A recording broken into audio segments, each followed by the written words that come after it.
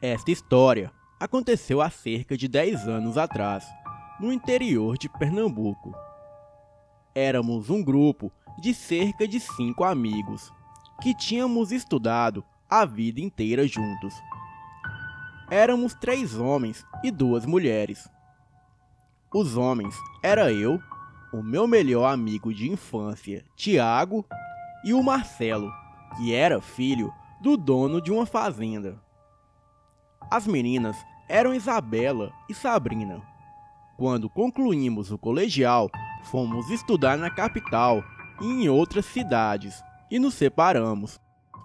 Mas sempre que havia um feriado, voltávamos para a nossa cidade natal e nos reencontrávamos. Para passar mais tempo juntos, sempre combinávamos fazer alguma coisa. E nesse dia, decidimos ir para uma fazenda que pertencia ao pai do Marcelo. A fazenda ficava nos arredores de uma cidadezinha vizinha, um local bastante ermo e às margens de uma rodovia federal. Naquela região não havia sinal de celular e tampouco internet. No dia em que aconteceu essa história, chegamos lá bem cedo, como de costume. Não existia vizinhos próximos daquela fazenda, pois havia uma lenda de uma criatura que aterrorizava o lugar. E devido a esse fato, as pessoas dali se mudaram para outras regiões, abandonando as suas casas, que atualmente estão em ruínas. Eu, sendo muito cético, não acreditava em nada disso. A casa grande ficava um pouco distante da rodovia, e não havia nada por perto, exceto a casa do zelador, que ficava a alguma distância. E nesse dia ele não estava. Tinha ido até a cidade. A casa grande era uma construção muito simples, com uma grande escadaria na frente, porque embaixo ficavam os aposentos, onde antigamente era a senzala. Essa parte havia sido fechada com tijolos e ninguém entrava lá. Passamos o dia tomando banho de rio, brincando e tocando violão, mexendo com as vacas e nos aventuramos por dentro do mato, no terreno da fazenda. Quando anoiteceu, voltamos para a casa grande, para continuarmos as nossas conversas e brincadeiras. A casa consistia numa grande varanda que percorria a casa pela frente e pelos lados. Uma grande sala, um corredor e no final deste corredor havia uma enorme sala de jantar, ladeada por 4 quartos, sendo 2 de cada lado. E no final ficava a cozinha. Não havia área de serviço, porque atrás da cozinha o terreno era pedregoso, de difícil acesso e cheio de mandacarus e vegetação típica. Talvez a casa tenha sido colocada ali de propósito, por questões de segurança, por quem a construiu. Os 2 lados e os fundos da cozinha ficavam impedidos por este terreno acidentado. O nosso grupo se dividiu em 2. Uma parte ficou num dos quartos vendo TV e conversando, e o outro no quarto que eu estava. Matar a fome e o tempo. Num determinado momento, enquanto conversávamos, ouvimos um barulho numa das janelas da cozinha. Era algo roçando a janela. Tomamos um susto, porque sabíamos que ninguém conseguia chegar até a janela, por conta do terreno e dos mandacarus do lado de fora. Abrimos a janela e não vimos nada. Então, voltamos a fechá-la. Em alguns minutos, o barulho se repetiu. Só que desta vez, parecia um tipo de grunhido bem estranho, parecendo grunhidos de cachorro e porcos ao mesmo tempo.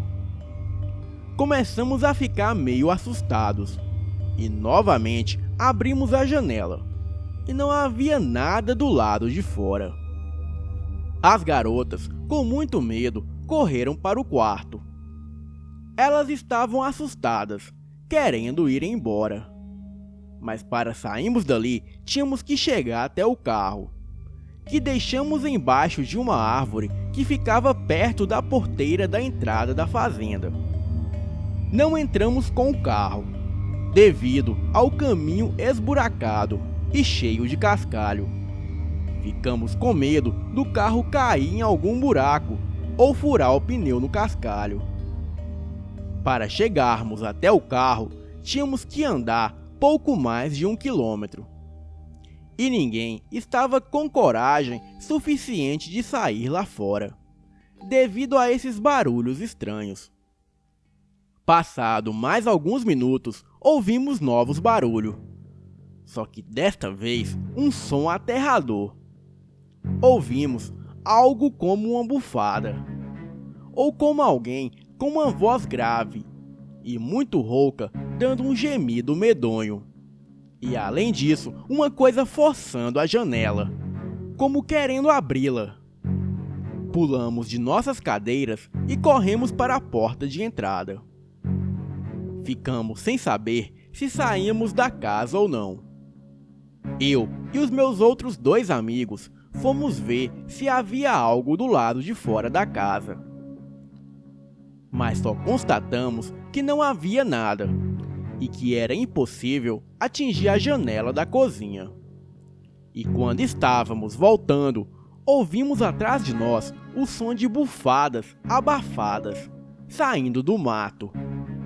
Voltamos correndo para dentro de casa e contamos o que tinha ocorrido para as garotas. Elas estavam em pânico e todos nós queríamos ir embora dali. Nós, os homens, decidimos no par ou ímpar para ver quem iria até o carro e dirigir até a cidade para chamar a polícia. Sei que parece meio exagerado, mas nosso medo era tanto que a polícia foi a única coisa que pensamos. Além do mais, precisaríamos de alguém armado para nos escoltar para fora da fazenda, pois tínhamos muita bagagem para ir andando até o carro sem saber o que era aquilo lá fora. Havia uma arma no porta-luvas do carro, que o meu amigo Marcelo sempre carregava para sua segurança. Mas ele sempre deixava o porta-luvas trancado, por segurança. Bem, eu perdi no par ou ímpar. Eu estava com muito medo de sair lá fora, mas mesmo assim eu iria. E foi aí que o meu amigo Tiago disse para mim ficar na casa, que ele iria até o carro, pois ele era mais rápido do que eu. Eu era meio gordinho na época, e além do mais, ele sabia usar uma arma de fogo, e a usaria se precisasse. Abrimos a porta e ele saiu correndo naquela escuridão em direção ao carro. Não sei porquê, mas neste momento eu senti uma sensação muito ruim. Era uma sensação de angústia, medo e tristeza. 2 minutos depois, escutamos urros altíssimos ao longe e gritos que não conseguimos identificar se era do Tiago ou não. Ficamos muito preocupados e apreensivos, mas não havia outra opção a não ser esperar. Até que 5 minutos depois, escutamos a buzina do carro. Este era o sinal que o Tiago chegou em segurança até o carro. Agora era só esperar ele voltar com ajuda. Depois disso, não escutamos mais barulhos e nem nada de anormal. O tempo foi passando e 2 horas depois, vimos o pai do Marcelo chegar em uma caminhonete, com 2 homens armados. Aqueles homens eram amigos do pai do Marcelo. Pegamos as nossas coisas e colocamos na carroceria da caminhonete. Perguntamos a ele onde estava o Tiago, e ele disse que não sabia. Disse apenas que o Tiago foi até o portão de sua casa lhe chamar. O Tiago estava em pânico e só dizia que os seus amigos estavam correndo perigo aqui na fazenda. O pai do Marcelo pediu o Tiago para esperar um momento, que ele iria pegar as chaves da caminhonete e ligar para uns amigos para irem juntos. E assim que ele tirou a caminhonete da garagem, ele não viu mais o Tiago. Bem, achamos que o Tiago ficou lá pela cidade mesmo. E assim saímos da fazenda.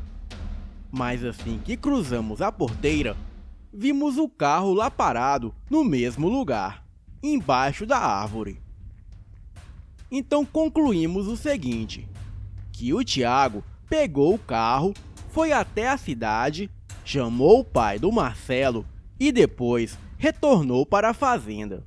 Estacionou o carro no mesmo lugar. Mas onde estava o Tiago? Ficamos ali, por horas o procurando, até que um dos amigos do pai do Marcelo encontrou pegadas e sangue na estradinha de terra, que seguia para dentro do mato. Ele, com a lanterna e a sua arma em punho, seguiu aquela trilha. A uns 50 metros, mato adentro, ele viu um corpo dilacerado e, muito assustado, ele gritou para que nós fôssemos até lá. Aquele corpo era do Tiago. Meu mundo desabou naquele momento. Era uma mistura de desespero e pavor. Chamamos a polícia e contamos toda a história.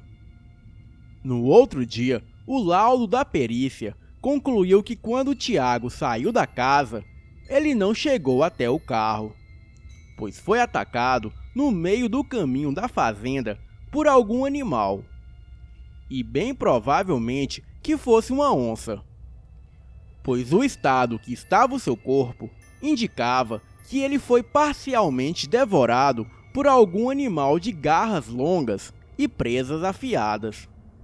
Todos nós choramos muito a perda do nosso grande amigo, que deu a sua vida para nos salvar. A mãe de uma das nossas amigas é médium. Ela disse que quando a pessoa morre, ela fica por um tempo vagando na terra, até encontrar a luz. E naquele dia, assim que o Tiago foi morto, o seu espírito concluiu a missão de salvar os amigos, pois o espírito de Tiago foi até o carro e buzinou, para deixar todos nós despreocupados. E em seguida, o espírito correu até a casa do Marcelo, para avisar o pai dele que o seu filho e os seus amigos corriam perigo na fazenda. E concluindo a missão, o espírito seguiu em paz. Choramos muito aquele dia, e 5 dias depois, estávamos reunidos na casa do Marcelo, para nos distrair um pouco daquele pesadelo. E foi aí que o pai do Marcelo veio até nós e nos disse algo muito assustador. Ele disse que o que escutamos naquela noite não foi onça, e sim um lobisomem. Algumas pessoas daquele lugar sumiram de forma misteriosa, assim como animais das redondezas. Mas quando surgiram os boatos de que um suposto lobisomem estava tacando o terror no povo da região, os moradores se mudaram de lá, abandonando as suas casas. Ele também disse que nunca acreditou nessas histórias, mas depois do que aconteceu com o Tiago e dele presenciar o espírito do rapaz clamando por ajuda, agora ele acredita no sobrenatural. Alguns dias depois, o pai do Marcelo reuniu alguns amigos e foram armados até a fazenda para tentar capturar o lobisomem, mas não encontraram nada. Bem, este é o meu relato e é verídico. Boa noite.